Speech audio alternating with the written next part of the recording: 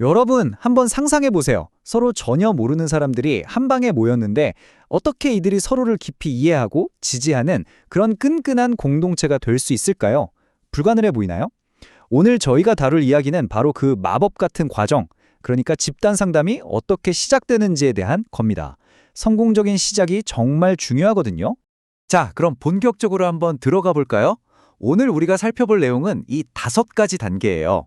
첫 번째, 상담의 첫 단추를 어떻게 꿰는지, 그리고 우리만의 약속, 즉 규칙은 어떻게 만드는지, 그 다음엔 마음의 문을 여는 자기소개 시간, 그리고 가장 중요한 우리라는 울타리를 만드는 집단 응집력, 마지막으로 이 응집력을 어떻게 더 높일 수 있는지까지 이 순서대로 차근차근 따라가 보겠습니다.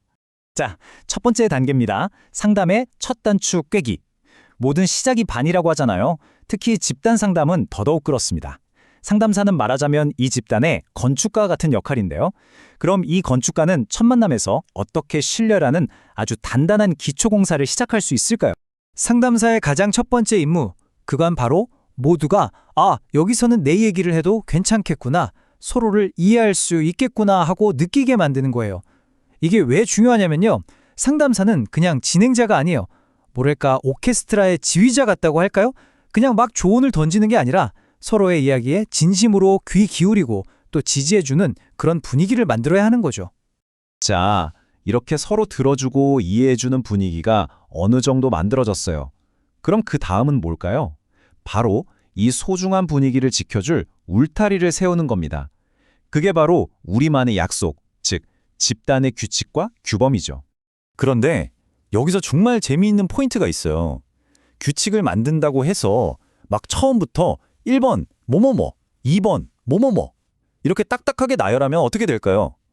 오히려 사람들이 위축되고 여기 되게 빡빡한 곳이구나 하고 마음을 닫아버릴 수 있다는 거예요. 그러니까 규칙도 만드는 방법이 있다는 거죠.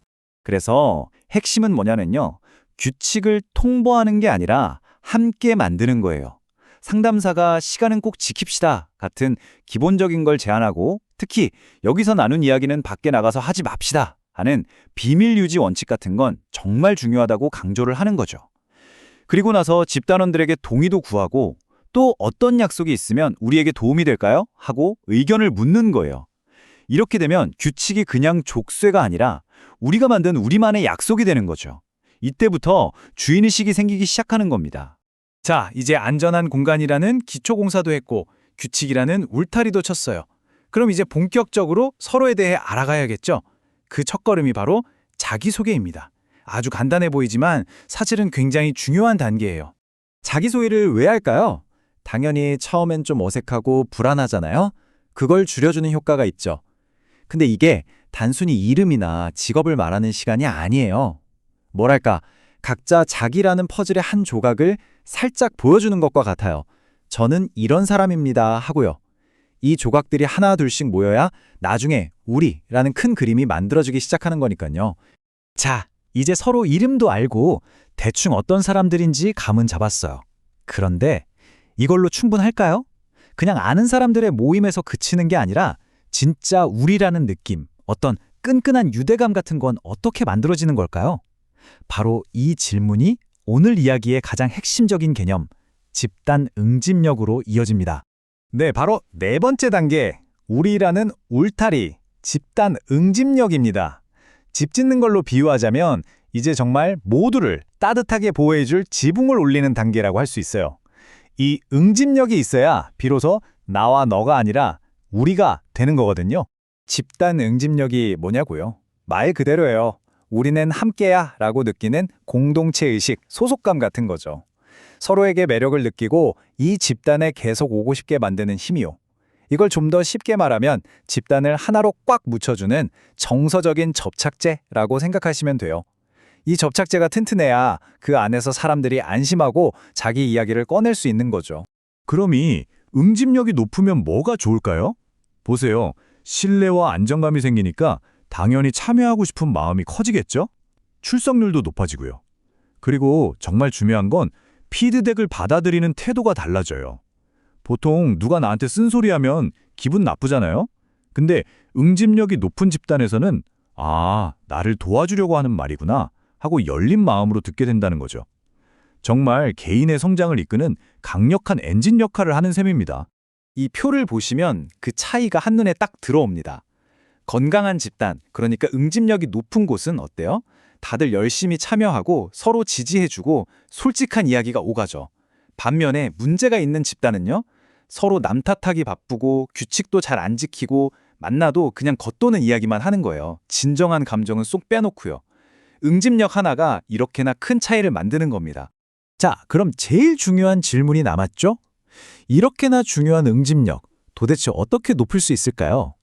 가만히 있는다고 저절로 생기는 건 절대 아니거든요. 상담사가 아주 적극적으로 그리고 기술적으로 개입해야 합니다. 어떤 방법들이 있는지 한번 보시죠. 네, 바로 이런 방법들이 있습니다. 모든 사람이 참여하도록 독려하고 서로를 이해하고 받아들이도록 돕는 것, 그리고 갈등이 생겼을 때 피하지 않고 함께 해결해 나가는 것. 다 중요하죠. 근데 여기서 제가 특히 강조하고 싶은 건 마지막 항목이에요. 좋은 감정이든 아니면 화나고 서운한 감정이든 그 모든 감정을 솔직하게 표현하도록 격려하는 것. 이게 진짜 신뢰를 쌓는 지름길이거든요. 그리고 이건 정말 고수들의 기술이라고 할 수 있는데요.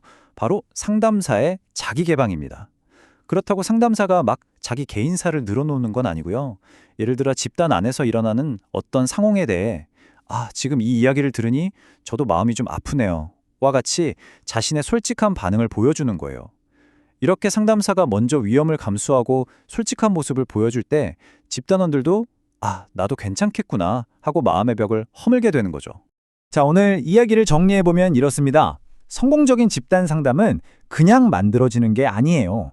마치 집을 짓는 것처럼 상담사라는 건축가가 세심하게 계획하고 기초를 다지고 규칙이라는 울타리를 세우고 또 응집력이라는 튼튼한 지붕을 올려야 하는 거죠. 그 과정에서 가장 중요한 재료는 바로 구성원들의 솔직한 마음과 서로를 향한 공감일 테고요. 이 이야기를 듣고 계신 여러분이 만약 건축가라면 여러분은 어떤 집을, 어떤 공간을 짓고 싶으신가요?